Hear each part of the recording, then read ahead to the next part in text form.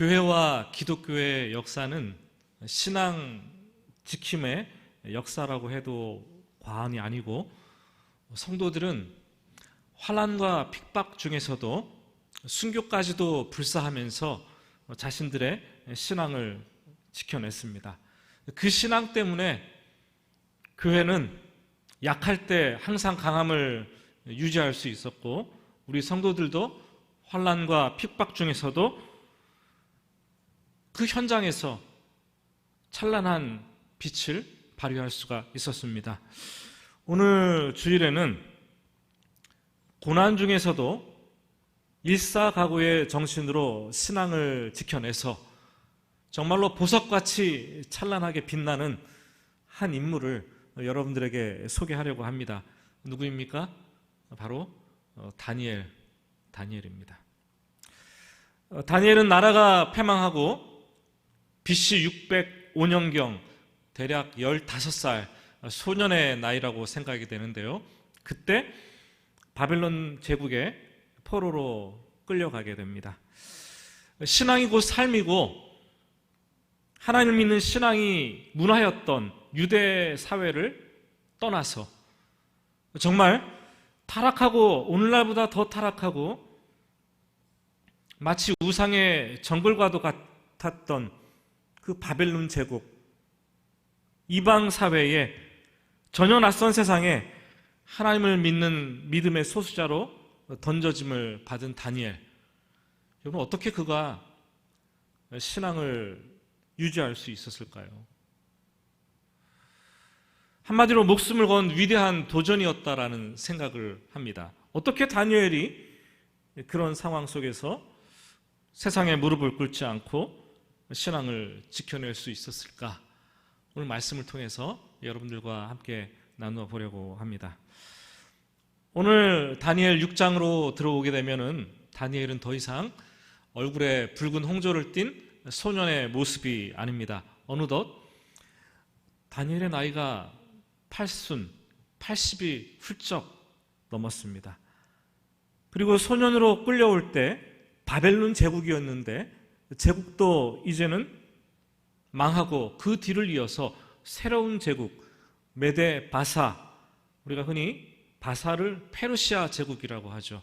메데 바사 제국이 등장했습니다.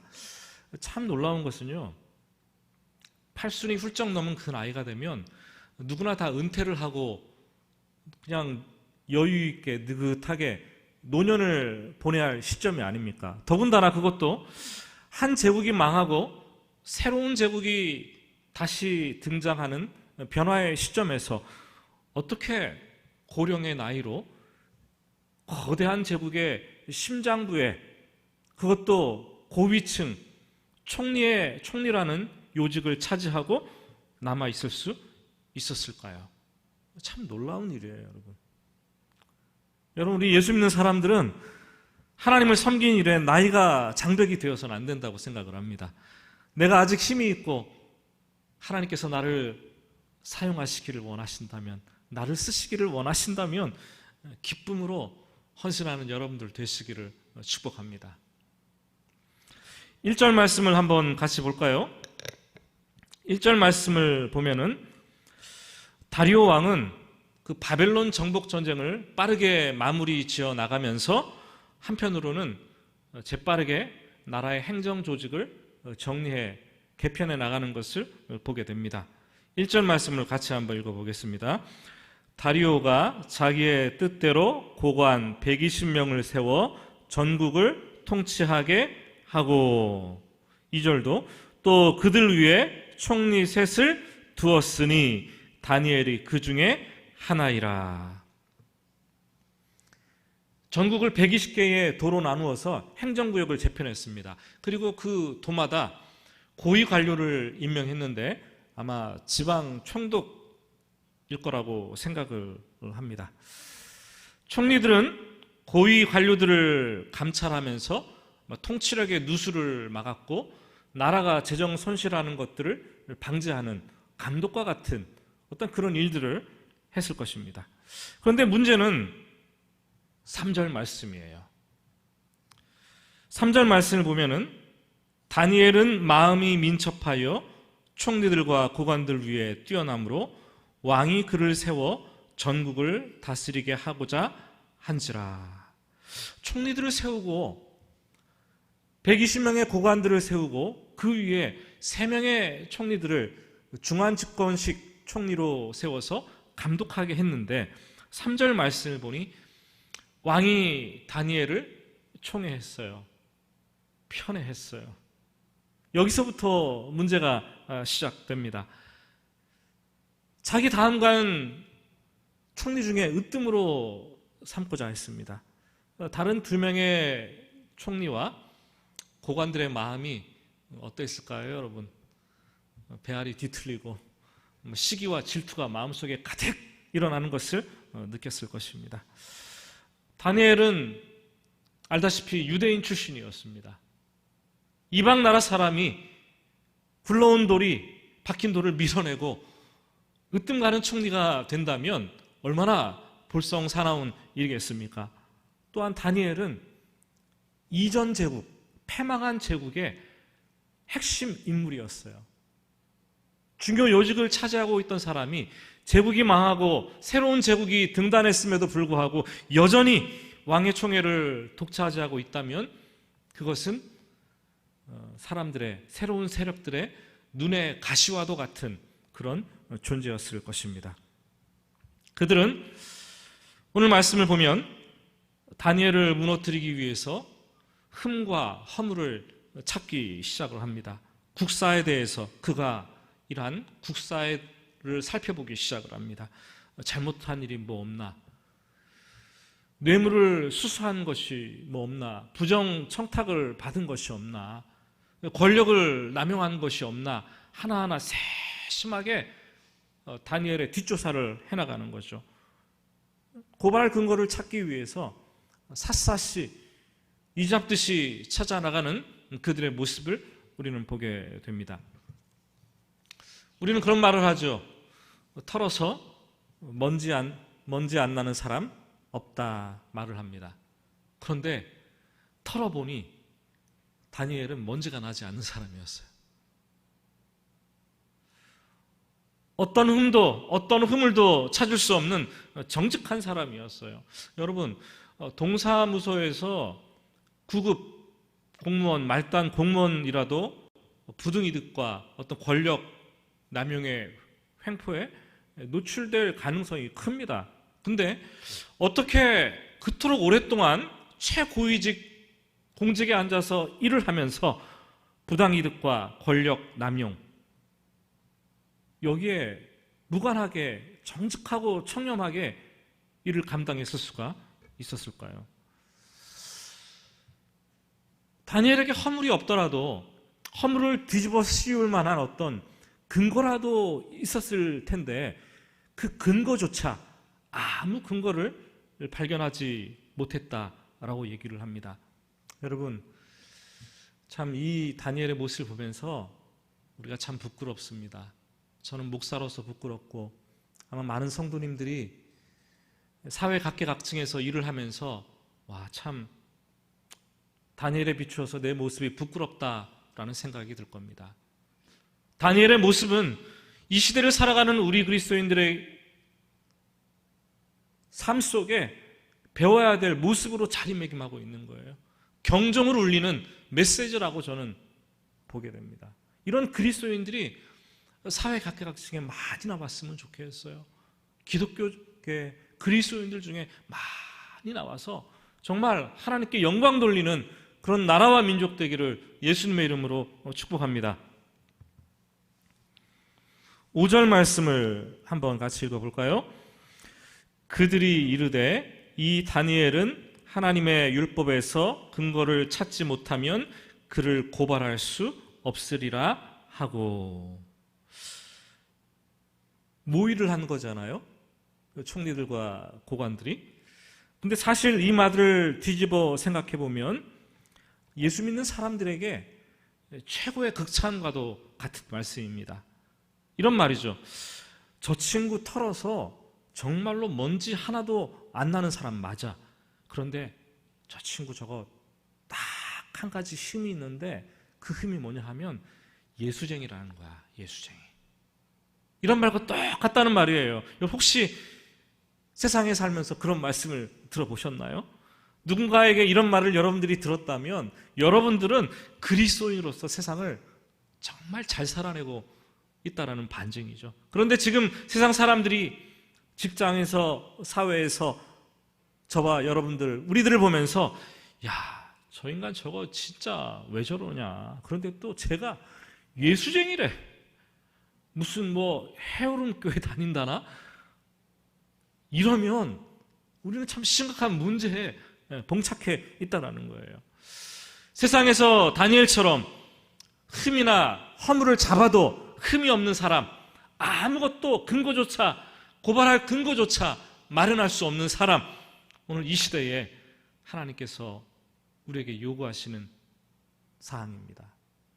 오직 예수를 믿고 교회를 다닌다는 것만이 그 사람의 허물이 되고 그 사람의 흠이라고 세상 사람들이 책잡는 그런 그리스도인, 그런 그리스도인들은 세상에서 부끄러워하지 않고 당당하게 살아도 됩니다, 여러분. 예? 코로나 시대에 그리스도인들이 교회가 얼마나 부끄러움과 욕을 먹습니까? 그러나 그런 그리스도인이라면 당당하게 그리스도인인 것을 밝히고 세상을 살아낼 수 있을 거라는 생각이 듭니다. 총리와 고관들이 다니엘을 고발할 수 있는 근거가 전혀 없습니다. 그래서 그들은 고발할 근거를 스스로 직접 만들어냅니다. 조작을 하는 거죠. 우리는 이것을 음모를 꾸몄다라고 얘기를 합니다. 생각해보니 다니엘이 하나님을 예배하고 기도하는 것, 하나님의 율법을 준수하는 것 외에는 아무것도 이 근거를 잡을 만한, 꼬투리를 잡을 만한 것이 없었습니다. 다니엘의 신앙생활을 빌미로 음모를 꾸미기 시작했습니다. 우리 사회는 마찬가지입니다. 흠이나 허물이 없는 사람을 넘어뜨리려면 제일 좋은 방법은요, 음모를 꾸미는 거예요. 근거를 만드는 거예요. 없으면 만들어서 그것을 세상에 발표하면 덜컥 그 음모에 걸려드는 거죠. 상대방에게 해를 입히기 가장 쉬운, 넘어뜨리기 가장 쉬운 방법이 음모를 꾸미는 거예요. 사회학자들은 지금 우리 대한민국 이 시대, 우리가 살아가는 이 시대에는 음모론이 창궐하고 온갖 음모가 들끓는다라고 얘기를 해요. 우리가 보는 그 뉴스가, 우리가 접하는 그 사실이라고 듣는 여론들이 다 사실이 아니라는 거죠. 조작된, 근거를 조작하고 날조한 음모들이 판을 치는 세상이 오늘 우리가 사는 사회라고 얘기를 하는 거예요. 특히 정치인들이 다른 사람을 넘어뜨리기 위해서 전략적으로 사용하는 방법이 음모라고 얘기합니다. 음모론이라는 거예요. 음모론. 코로나를 통해서도 음모론을 꾸밀 수 있고, 정치 이슈를 통해서도 얼마든지 음모를 꾸밀 수 있고, 개인의 윤리 도덕 문제를 가지고도 음모를 꾸며서 순식간에 그 사람을 넘어뜨릴 수 있습니다. 권력을 유지하기 위해서 음모를 만들 수 있고, 권력의 자리에서 끌어내리기 위해서 음모를 조작할 수 있고, 음모는 설령 그게 사실이 아니라고 나중에 판명이 된다 해도 피해자에게는 엄청난 위험이 되는 것을 우리는 압니다. 이 총리와 고관들은 비밀리에 모였습니다. 황당하게도 음모를 꾸미는데 기도 금지법을 만들자는 거였어요. 기도 금지법. 이것을 제정해서 왕이 반포하라고 요청을 하자는 거였죠. 7절 말씀이 그 내용입니다. 나라의 모든 총리와 지사와 총독과 법관과 관원이 의논하고 왕에게 한 법률을 세우며, 모든 사람들이 총동원되어서 음모를 꾸미기 시작하는 거예요. 한 금령을 정하실 것을 구하나이다. 왕이여, 그것은 곧 이제부터 30일 동안에 누구든지 왕 외에 어떤 신에게나 사람에게 무엇을 구하면, 기도하면 사자굴에 던져 넣기로 한 것이니이다. 다니엘을 제거하려고 음모를 꾸몄는데 음모에 의해서 제정된 어처구니 없는 악법, 왕이 그것도 모르고 조서에 왕의 도장을, 어인을 찍어서 승낙을 합니다. 자신조차도 도장을 찍었기에 변개할 수 없는 그런 법령을 제정했습니다. 왕은 음모인지도 모르고 우쭐함과 자만심에 오만함에 빠졌습니다. 이제 막 새롭게 시작되는 제국이 어수선한데 왕권을 강화하기 위해서는 너무나 좋다.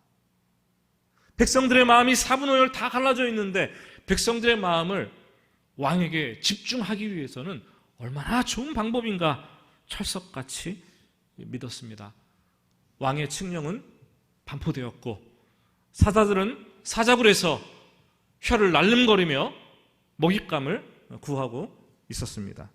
여러분, 음모를 꾸미고 목적을 이루기 위해서 법의 힘을 빌리는 것, 법의 가면을 쓰는 것만큼 좋은 방법이 없습니다. 음모가 법의 힘을 얻으면 파괴적이 되는 거죠. 가공할 만한 힘을 얻게 되는 거죠. 그 음모 자체가. 목적을 이루기 위해 너무나 쉬운 거예요. 권세자들이 더러운 마음이나 정말 악한 마음을, 생각을 가지고 기한하고 일사천리로 법을 발의하고 제정해서 반포되고 그것이 시행이 된다면 파괴적인 일이 일어나는 거예요. 생각지도 못했던 어떤 사람들에게 엄청난 피해가 돌아오기도 하고 인권 탄압의 기회가 되기도 하고 누군가에게는 엄청난 고통스러운 시간이 도래하게 되고 생각지도 못했던 황당한 일들이 연쇄적으로 악법에 의해서 일어나는 것을 보게 됩니다. 누가 악법도 법이라고 얘기했지만 악법은 법이 아닙니다. 악법은 그냥 악일 뿐이에요. 악. 무려 14년 동안 빈번히 국회에서 계류하고 지연되던 그리고 자동 폐기되었던 포괄적 차별금지법이라는 것을 여러분들은 다 아실 것입니다. 지난 7월에 또 21대 국회에서 또다시 이 법이 상정이 되었어요. 그래서 들어보니까 국민들 45.8%가 찬성을 하고 32.4%가 반대를 하고 21.8%는 긴가민가 모르겠다. 설문조사를 해보니까 이런 결과가 나왔습니다. 차별이 없이 평등한 세상에서 함께 잘 살아보자는 거 얼마나 좋은 취지 같습니까? 그런데 기독교는 지금 상당히 세심한 주의를 기울이면서 거기에 반대를 하고 있습니다.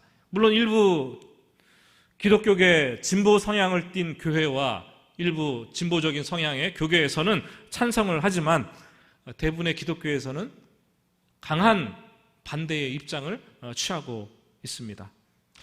포괄적 차별 이 금지법이 인권, 차별, 평등이라는 겉으로 보기에는 너무나 아름답고 감미로운 이 겉옷을 걸치고 있는 것 같아요. 그런데 자세하게 가만히 그 조항들을 들여다보면은 독소 조항들이 여러 가지 들어있는 것을 발견하게 됩니다. 특별히 기독교가 대표적으로 반대하는 동성애와 이단 문제에 관해서 포함되어 있다는 거예요. 성소수자들이 동성애를 인정하고 초등학교 때부터 그 어린 시절부터 학교에서 동성애 교육을 시키자는 것, 의무화시키자는 것 32조에 기록되어 있어요. 동성결혼을 합법화하자는 조항도 3조 1항에 있습니다. 만약에 이 법이 통과된다면 결국 우리의 자녀들은 초등학교에 가면은 동성애를 해도 된다, 합법적이다 라고 교육을 받게 될 것이고 이 아이들이 자라고 커서 결혼을 하게 되는데 집에 배우자를 데리고 왔는데 누구를 데려오는 겁니까 여러분? 며느리를 데려왔는데 남자 며느리를 데리고 오는 거예요. 사위를 데리고 왔는데 여자 사위를 데리고 오는 거예요. 그런 웃지 못할 일들이 일어나고 나라의 윤리도덕과 건강한 가정의 기초가 다 무너져 내리는 거잖아요. 지금 미국에서 그런 일들이 일어나고 있잖아요. 미국에서 목사가 동성애자들이 주례를 해달라고 왔는데 주례를 거부했더니 고소했어요. 감옥에 가는 거예요. 목사가 동성애자들을 주례해야 되는, 동성애자 목사가 동성애자들을 주례하는 어처구니 없는 일들이 우리나라에서도 곧 일어나게 된다는 거죠. 동성애자들이 기독교의 사랑과 긍휼로 품고 그들을 돌봐야 될 존재들이면 틀림없습니다. 그러나 성경은 분명히 하나님은 동성애를 죄라고 얘기를 하고 있고, 또한 하나님께서 가장 싫어하시는 타락과 심판의 근거가 된다고 말씀을 하십니다. 이단 문제는 어떤가요? 진리에서 벗어난 이단들, 가정이 파괴되고 인생이 완전히 끝장나는 그런 지경으로까지 몰아가는 이단들, 차별금지라는 명목하에 이단이라고 말을 할 수 없습니다. 불법이라고 말을 할 수 없습니다. 사입이라고 감히 말을 하지 못하는 거예요. 그들을 이단이라고 부르고 정죄하면 우리는 감옥에 가게 되는 거예요. 동등하게 인정할 수밖에 없습니다. 여러분, 제 생각에는 이게 과한 표현일지 모르겠지만 포괄적 차별금지법은 그 속에 사탄의 거대한 음모가 도사리고 있다라고 저는 생각을 합니다. 오늘 핵심 말씀인 10절 말씀을 우리 다 같이 한 목소리로 읽어보겠습니다. 10절 말씀입니다. 다니엘이 이 조서에 왕의 도장이 찍힌 것을 알고도 자기 집에 돌아가서는 윗방에 올라가 예루살렘으로 향한 창문을 열고 전에 하던 대로 하루 3번씩 무릎을 꿇고 기도하며 그의 하나님께 감사하였더라. 이 총리와 고관들의 음모로 드디어 기도금지법이 시행이 됩니다.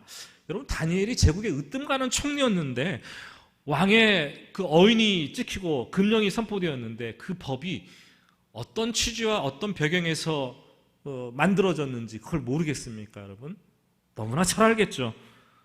자신을 질투하고 자기를 무너뜨리려고 하는 음모가 있다는 것을 꿰뚫어 알 수 있었을 것입니다. 그것은 위험한 덫이고 적들이 파놓은 함정이라는 것을 이미 다 알고 있었습니다. 그런데 오늘 10절 말씀을 보면 다니엘은 창문을 열고 전에 하던 대로 하루 3번씩 하나님께 무릎 꿇고 기도하였더라.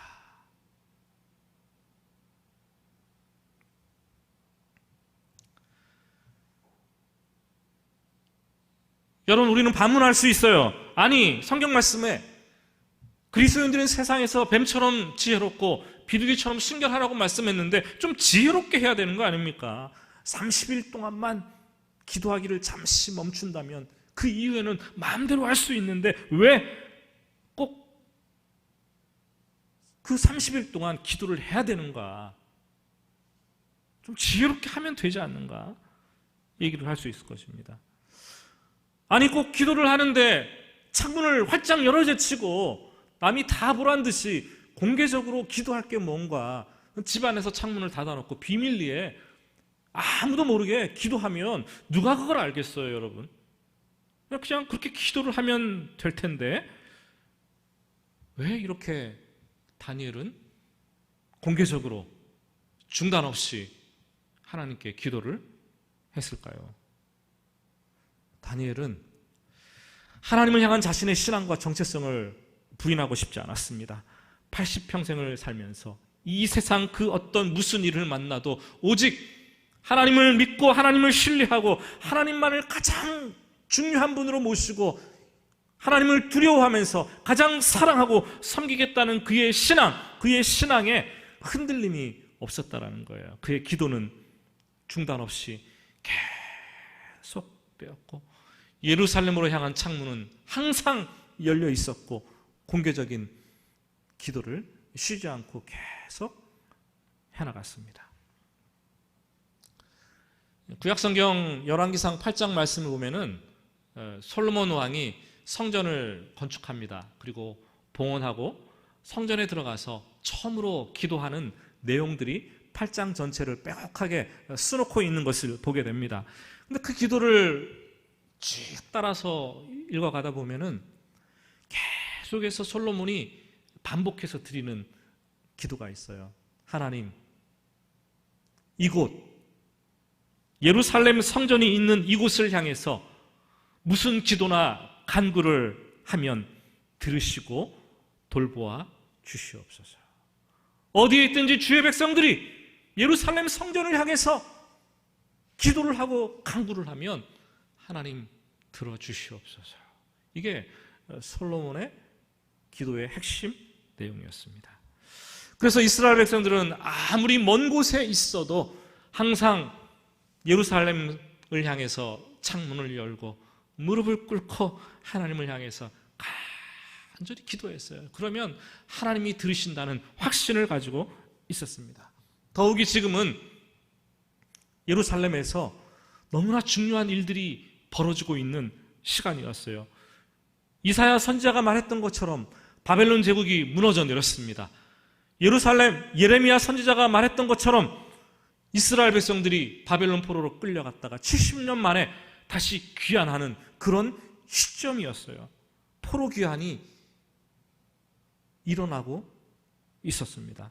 제국이 바뀌면서 메데파사 제국이 되면서 첫 왕인 고레스가 칙령을 반포해서 포로 귀환을 선포해서 1차적으로 포로 귀환이 다 일어나고 있었어요. 그때 이 다니엘은 제국의 고관의 자리에 있었다라는 거예요. 어떤 방법으로든지 다니엘은 포로 귀환에 관여를 했을 것이라고 생각이 됩니다. 다니엘은 이때를 위해서 하나님께서 바벨론 제국에 보내신 비밀 요원이었는지도 모르겠어요. 다니엘은 법령이 기도금지법이라는 금령이 제정되었지만 예루살렘으로 귀환한 자기 백성들을 생각하면 염려와 근심과 걱정이 가득할 수밖에 없었어요. 예루살렘의 백성들이 무사히 귀환했을까? 그들이 무사히 귀환해서 예루살렘 도성을 재건하고 예루살렘 성을 다시 건축할 수 있을까? 다른 주위 여러 백성들의 수치와 부끄러움을 당하지 않고 위협을 당하지 않고 정말로 건강하게 나라와 민족을 이루어내야 될 텐데 그 마음속에는 간절함이 있었을 거예요. 다니엘은 예루살렘을 향해 창문을 열고 하루 3번씩 간절하게 전에 하던 대로 기도를 해나갑니다. 기도가 더욱더 간절해졌을 거예요. 이것이 바로 예루살렘을 향해서 창문을 열어놓고 그가 기도해야 했던 가장 큰 이유였습니다. 사실 저는 오늘 말씀을 묵상하면서 오래전부터 참 좋아했던 말씀이 10절 말씀이에요. 큰 은혜가 있었어요. 창문을 열고 전에 하던 대로. 왜 공개적으로 창문을 열어야 했을까? 그냥 집안에서 비밀스럽게 기도해도 됐을 텐데 굳이 창문을 열었어야 되는가? 그럼 창문은 이쪽 공간과 저쪽 공간을 연결해주는, 그리고 소통하고 어떤 관계를 맺게 해주는 상징이 바로 창문입니다. 건축가들은 집을 지을 때 집에 숨통을 틔워준다 그러면서 창문을 만들어요. 요새는 창문을 길게도 하고 크게도 하고 엄청나게 한 면을 다 창문으로 하는 집도 있는데요. 그 창문은 내부와 외부를 연결시키는 아주 중요한 연결 통로가 됩니다. 창문을 통해서 햇살을 받아들이고, 창문을 통해서 바람이 드나들고, 창문을 열면 하늘이 보이고, 창문을 통해서 더 넓은 세상을 경험할 수 있게 된다는 거죠. 우리는 압니다. 김상용 시인이 나무로 창을 내겠소. 얼마나 멋진 말이에요. 그게 그냥 창을 내겠다는 얘기입니까? 갈망과 희망이 섞여 있는 시인의 표현이 아니겠습니까? 한밤중에 로미오가 줄리엣의 집을 찾아서 사랑의 세레나데를 불렀는데 뭐라고 불렀습니까, 여러분? 창문을 열어다오 그러잖아요. 뭡니까? 나무로 창을 내겠소? 창문을 열어다오. 이게 그냥 단순히 물리적으로 창문을 열어달라는 그런 얘기입니까? 아닙니다, 여러분. 적극적으로 나와 소통하며 관계를 맺자라는 것, 그것이 바로 창문을 여는 것, 의지의 표현이라는 거죠. 창문을 여는 것은 관계의 시작입니다. 다니엘은 하나님을 향해서 언제나 열린 창문을 유지하고 있었어요. 여러분들에게도 열린 창문이 있기를 바랍니다. 다니엘은 바벨론 제국으로 끌려갔던 15살 소년 시대 때부터 나이가 80에 이른 훌쩍 넘는 그 인생 말년까지 열린 창문, 항상 창문이 열려 있었어요. 하나님을 위해서 창문이 열려 있었어요. 하나님과 소통하며 영혼의 호흡을 가다듬고 있었던 사람이 바로 다니엘이었습니다. 여러분, 겉으로 보기에는 좋은 부부관계를 유지하고 있는 부부도 마음의 창문을 실상 들여다보면 마음의 창문을 닫은 채로 오랫동안 외롭게 사시는 분도 있을 거예요. 교회에서 보기에 신앙생활을 너무나 잘하고 있다라고 판단되는 분들도 우리는 모르지만 하나님이 보실 때에는 마음의 창문을 탁 걸어 잠그고 공허한 신앙생활을 하시는 분들도 분명 덜어 있을 것입니다. 여러분, 우리 내 주위에 사랑하는 사람들을 향해서 마음의 창문을 엽시다. 그리고 우리가 믿고 따르고 의지하는 내 주님 하나님을 향해서 기도의 창문을 엽시다. 열린 창문을 유지할 수 있기를 부탁드립니다. 여러분들 영혼을 향해서 자신 스스로 창문을 열라 외칠 수 있기를 바랍니다. 영혼의 회복과 관계의 회복은 창문을 여는 데서부터 시작됩니다. 오늘 주시는 중요한 메시지라고 생각이 됩니다. 전에 하던 대로 창문을 열고.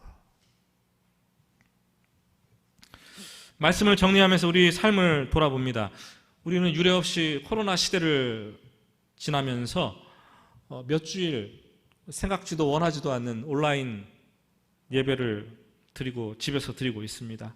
여러분들 교회 오는 횟수도 거의 없거나 아니면 개인적으로 더러 교회에 오셔서 기도하시는 분들도 계시겠지만 극히 적은 분들이 교회에 오실 거라는 생각이 듭니다. 여러분, 얼마나 숨이 막힌 듯 힘드십니까? 예배의 자리에서 예배를 마음껏 드리지 못하고 기도의 자리에서 기도를 마음껏 하지 못해서 얼마나 안타까운 마음이 여러분들의 마음과 심정을 짓누르고 계십니까? 오늘 말씀은 우리에게 가르쳐 주십니다. 전에 하던 대로 하루 3번씩 무릎을 꿇고 기도하여 그의 하나님께 감사하였더라. 다니엘은 상황이 바뀐다 하더라도 전에 하던 대로 자신의 신앙을 지켰습니다. 어떤 상황이 주어진다 해도 자신이 서 있는 그 자리에서 상황과 관계없이 기도하며 하나님과 소통하며 오히려 감사까지 했다라고 얘기를 하고 있습니다. 우리 시대의 교회가 약해지는 여러 가지 이유가 있겠지만 가장 큰 이유 중에 하나는 성도들의 신앙이 상황에 따라 너무 쉽게 흔들린다는 거예요. 어떤 상황이 주어지면 타협을 합니다. 너무 쉽게 자기 주관적으로 상황을 합리화시킵니다. 주관적인 합리화가 너무나 성급하게, 너무나 쉽게, 너무나 빠르게 삶 가운데 일어나는 거예요. 그래서 이러하니까 내가 이렇게 해도 되지, 신앙생활을 이렇게 해도 되지, 마치 타당한 것처럼 합리화해서 마음을 편하게 몰아갑니다. 나만 합리화할 뿐만 아니라 다른 성도들까지 합리화하라고 얘기를 하고 심지어 내 교회도, 내가 다니는 교회도 그렇게 해야 된다라고 합리화를 합니다. 여러분, 우리는 어떤 자리에 있든지 어떤 상황이 되든지 뜻을 정해서 흔들림 없이 다니엘처럼 계속 나가는 것이 필요합니다. 그렇게 결단을 하기보다 너무 쉽게 상황에 매몰되고 자기를 합리화시키면서 뒤로 움츠러드는 것, 이거는 하나님께서 원하시는 신앙생활이 아니에요. 이건 주관적인 신앙생활입니다. 무엇이 이래 저래 그러면은 그래? 그럼 이렇게 해야지 저렇게 해야지. 여러분, 이게 온전한 신앙생활은 아닙니다. 흔들림 없이 대가를 지불하더라도, 희생을 치르더라도 이게 맞는 것이다 라고 생각하면 신앙을 유지해 나가는 것이 우리 그리스도인들의 온전한 삶입니다. 사랑하는 여러분, 하나님의 사람들은 환경 탓을 하지 않아요. 그리고 어디에 던져놓아도 빛나는 보석 같은 존재임을 스스로 증명하는 사람들입니다. 코로나 시대에 그렇게 신앙을 지켜내야 돼요.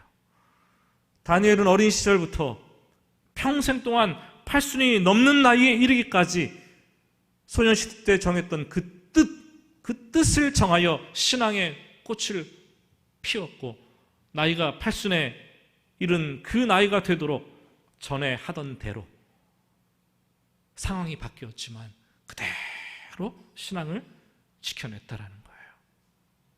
저는 오늘 말씀 여러분과 함께 나누면서 다시 한번 우리 신앙을 점검해 보기를 바랍니다. 내가 하나님께 뜻을 정했는가? 내가 전에 하던 대로 신앙을 온전하게 유지하고 있는가? 하나님께서는 그런 신앙인들을 이 시대에 찾으십니다. 그렇게 되기를 주님의 이름으로 축복합니다. 같이 찬양하겠습니다.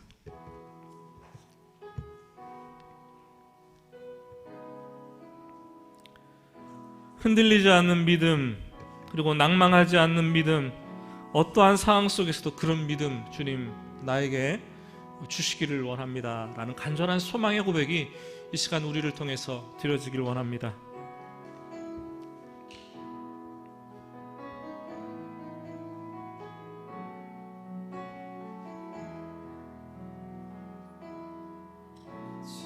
이곳에 임하소서. 성령의 불로 가득 채우소서. 갈급한 내 맘에 찾아오셔서 주의 성령으로 채워 지금 이곳에 임하소서. 성령의 불로 가득 채우소서. 이곳에 임하소서. 성령의 불로 가득 채워주소서.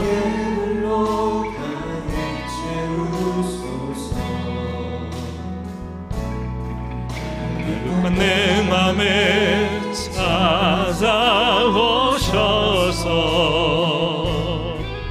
주의 성령으로 채워주소서. 흔들리지 않는 믿음 주소서. 낭망하지 않는 마음도 허락하여 주소서.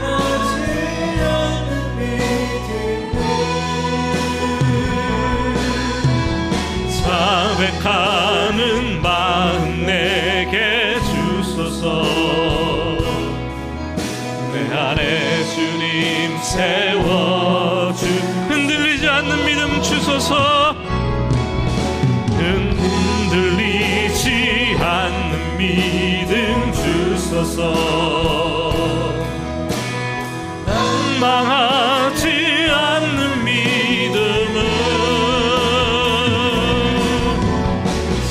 자백하는 마음 내게 주소서. 내 안에 주님 세워주소서. 흔들리지 않는 마음, 흔들리지 않는 믿음 주소서. 낭망하지 않는 믿음을 자백하는 마음 내게 주소서. 내 안에 주님 채워주소서. 우리 다시 한번 고백할까요? 흔들리지 않는 믿음, 흔들리지 않는 믿음 주소서. 낭망하지 않는 믿음을 자백하는 마음 내게 주소서. 내 안에 주님 채워 주소서. 우리 가슴에 손을 얹고 이 시간 하나님께 간절한 마음으로 기도합시다. 뜻을 정한 인생은 흔들리지 않습니다. 믿음의 대가를 항상 지불할 각오가 되어 있습니다. 오늘 하나님께서 우리에게 말씀하시는데 너의 상황을 주관적으로 합리화하지 말고 너무 쉽게 타협하지 말고 하나님을 향한 신앙의 마지노선을 그으라고 말씀하십니다. 흔들리지 말라고 말씀하십니다. 우리 오늘 고백합시다. 하나님, 제가 어떠한 상황 속에서도 뜻을 정해서 흔들리지 않는 인생을 살아내겠습니다. 신앙을 지켜내겠습니다. 바벨론과 같은 세상의 험난한 세상 속에서도 제가 전에 하던 대로 기도하며 감사하는 신앙생활을 해나가겠습니다. 주여 붙들어 주시옵소서.